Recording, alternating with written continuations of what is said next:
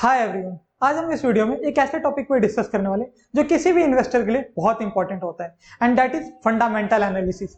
वैसे तो ये टॉपिक खुद में बहुत बड़ा टॉपिक है, इसलिए इस टॉपिक को मैं 3 से 4 वीडियो में डिवाइड करके अपलोड करने वाला हूँ। मेक श्योर कि आप वो सारी वीडियो देखना जो मैं प्लेलिस्ट बनाने वाला हूँ, बिकॉज अगर आपने वो सारे वीडियो देख लिए जो मैं इस टॉपिक पे बनाने वाला हूँ, then I can give you guarantee कि फ्यूचर में कभी भी आपको इस टॉपिक पे कोई और वीडियो नहीं देखना पड़ेगा।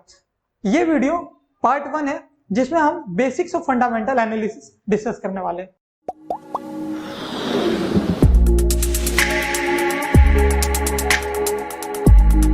तो सबसे पहले हम ये डिस्कस कर लेते हैं कि फंडामेंटल एनालिसिस होता क्या है। फंडामेंटल एनालिसिस एक ऐसा मेथड है जिसकी हेल्प से हम किसी भी सिक्योरिटी की इंट्रिंसिक वैल्यू फाइंड आउट कर सकते हैं। जी हाँ, किसी भी सिक्योरिटी की, चाहे वो स्टॉक मार्केट हो, रियल एस्टेट हो या क्रिप्टो मार्केट हो, with the help of financial and economic factor. But इस वीडियो में हम सिर्फ स्टॉक मार्केट का डिस्कस करने वाले हैं, बिकॉज ये video fundamental analysis in stock market का है। तो स्टॉक मार्केट में हम फंडामेंटल एनालिसिस इसलिए करते हैं ताकि हम किसी भी स्टॉक की रियल वैल्यू निकाल सके, मतलब करेंटली जो उसका प्राइस चल रहा है मार्केट में, इज इट फेयर और नॉट, ये पता लगाने के लिए। फंडामेंटल एनालिसिस करने के बाद वो जो हम फेयर वैल्यू निकालते हैं, अगर वो मार्केट प्राइस से बहुत ज्यादा होता है, मतलब अगर किसी शेयर की प्राइस 800 रुपए मार्केट में चल रहा है और उसकी फेयर वैल्यू जो हमने कैलकुलेट किया वो 1000 रुपए है, इसका मतलब वो जो स्टॉक है वो अभी अंडर वैल्यूड स्टॉक है, उस पे बाय की रिकमेंडेशन देते हैं। एंड उसी तरह अगर फेयर वैल्यू मार्केट वैल्यू से बहुत कम आता है तो उसको हम ओवर वैल्यूड स्टॉक कहते हैं, जिसपे एक्सपर्ट सेल की रिकमेंडेशन देते हैं। वन मोर थिंग, ऐसा नहीं है कि फंडामेंटल एनालिसिस हम सिर्फ इसलिए करते हैं कि करंट टाइम में कि कोई स्टॉक अंडर वैल्यूड चल रहा है या ओवर वैल्यूड चल रहा है, ये पता लगाने के लिए। फंडामेंटल एनालिसिस से बहुत सारे फायदे हैं, बहुत सारे रीजंस होते हैं हम फंडामेंटल एनालिसिस क्यों करते हैं। तो एक काम करता हूं, एक जल्दी से छोटा सा ओवरव्यू दे देता हूं इंपॉर्टेंस ऑफ फंडामेंटल एनालिसिस की।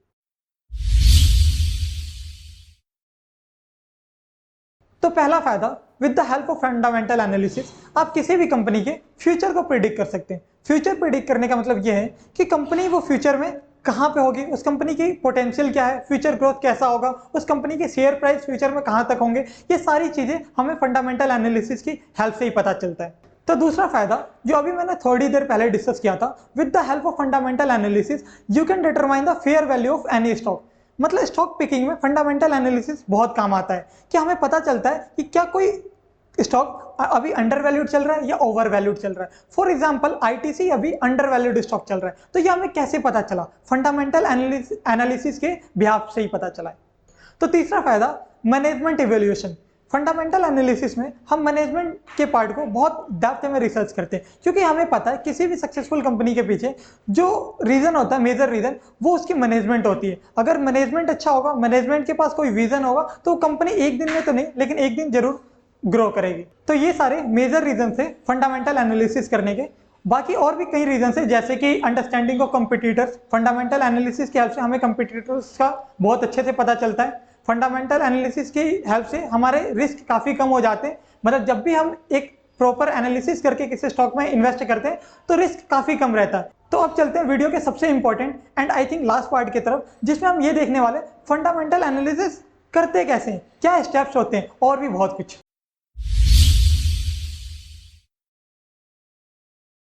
तो फंडामेंटल एनालिसिस कैसे करते हैं, उससे पहले एक छोटा सा मिसकंसेप्शन मुझे क्लियर करना था।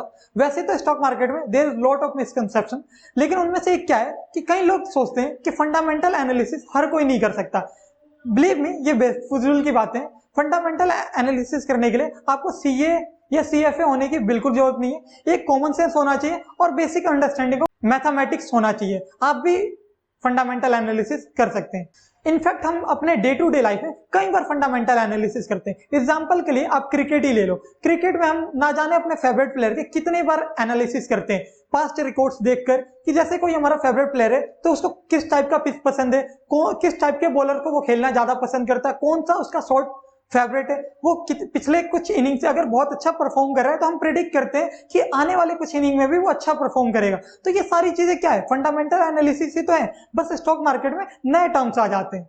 तो स्टॉक मार्केट में हम फंडामेंटल एनालिसिस को 2 पार्ट्स में डिवाइड करते हैं, qualitative analysis and quantitative analysis.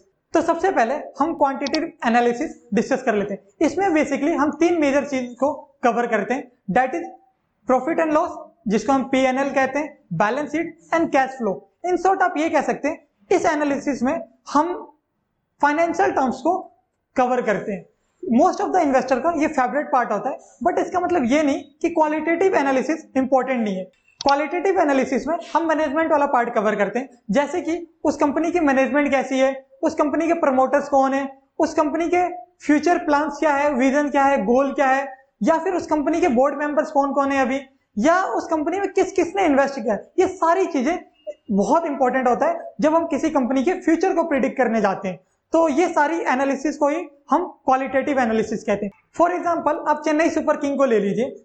हमें पता है चेन्नई सुपर किंग टीम बहुत अच्छी है, लेकिन टीम के साथ साथ उसकी मैनेजमेंट भी आप देखिए कि कितनी अच्छी है। इसकी वजह से ही आज वो टीम इतनी सक्सेसफुल है। इन शॉर्ट हम ये कह सकते हैं चाहे वो कोई टीम हो या कंपनी हो, उसके सक्सेस होने के पीछे उसकी मैनेजमेंट कैसे, ये बहुत बड़ा मेजर रोल निभाता है।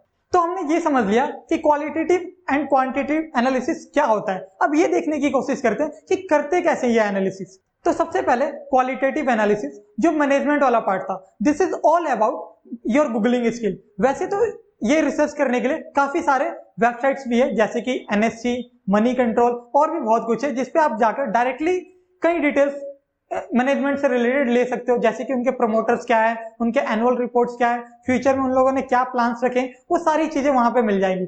लेकिन ये काफी नहीं होता है। अगर आप किसी कंपनी को डेप्थ में एनालाइज करना चाहते हो तो आपको गूगल करना ही पड़ेगा। जितना ज्यादा हो सके उस कंपनी से रिलेटेड आपको आर्टिकल्स पढ़ना पड़ेगा, आपको अपने तरफ से ज्यादा रिसर्च करना पड़ेगा। उस कंपनी के क्लाइंट्स कौन है, उस कंपनी के प्रोडक्ट्स कैसे हैं, उस कंपनी के कस्टमर उस कंपनी के लिए क्या सोचते हैं, या फिर उस कंपनी के कंपटीटर्स क्या है, ये सारी चीजें आपको खुद फाइंड आउट करना पड़ेगा, ना कि कोई एक वेबसाइट पे जाओगे और ये सारे डिटेल्स मिल जाएंगे। इन शॉर्ट क्वालिटेटिव एनालिसिस की कोई लिमिट नहीं होती, आप जितना चाहो उतना डेप्थ में जा सकते हो किसी कंपनी को जानने के लिए।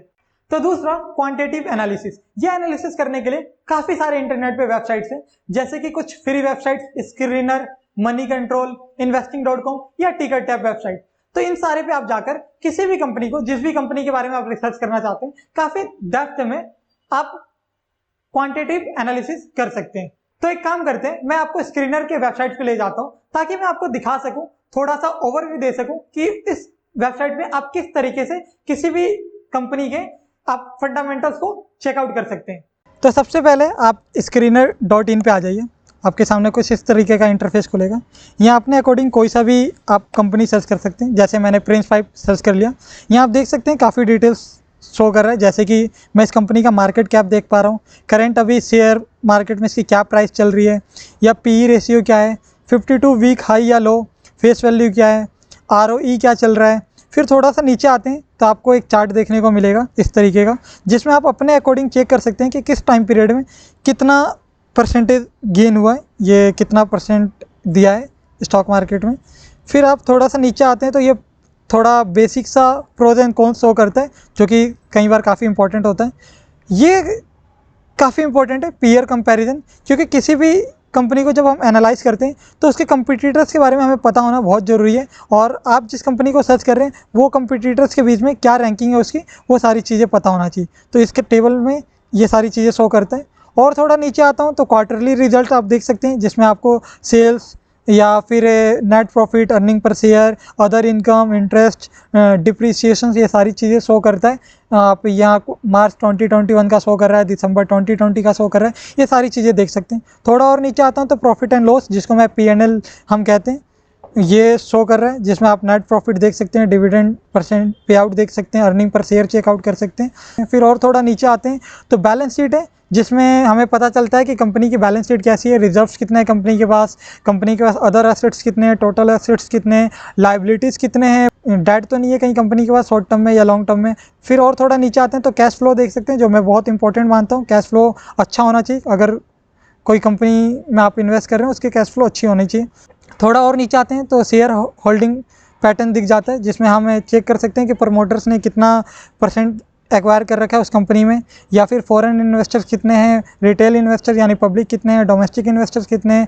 यानी इस वेबसाइट का मैंने एक छोटा सा ओवरव्यू आपको दे रहा हूँ। अभी बहुत चीज़ इसमें है, लेकिन मैंने एक छोटा सा ओवरव्यू दे दिया। इस वेबसाइट पर आकर आप क्या क्या चीज़ें देख सकते हो। बाकी मैं रिक्वेस्ट करूँगा आप खुद जाकर इस वेबसाइट को एक बार गो थ्रू करें, इस वेबसाइट पे क्या क्या है वो चीज़ें समझने की कोशिश करें, तो अब ये सारी चीज़ें देखने के बाद भी हमने नोटिस किया कि कुछ ऐसे टर्म्स आ गए थे जैसे कि P/E ratio, ROCE, ROE, book value या डिविडेंड यील्ड परसेंटेज या अर्निंग पर शेयर जो EPS है, या कैश फ्लो क्या होता है, नेट प्रॉफिट कैसे निकाला जाता है, और भी कई चीज़ें हैं जो बिगनर्स को नहीं समझ में आता है, स्पेशली वो जो कॉमर्स बैकग्राउंड से नहीं है। तो ये सारी चीज़ें मैं नेक्स्ट वीडियो में बताऊंगा। ये सारे टर्म्स को काफ़ी अच्छे से ब्रेक डाउन करके इनके मीनिंग मैं नेक्स्ट वीडियो में बताने वाला हूँ। तो आज के लिए इस वीडियो में इतना ही।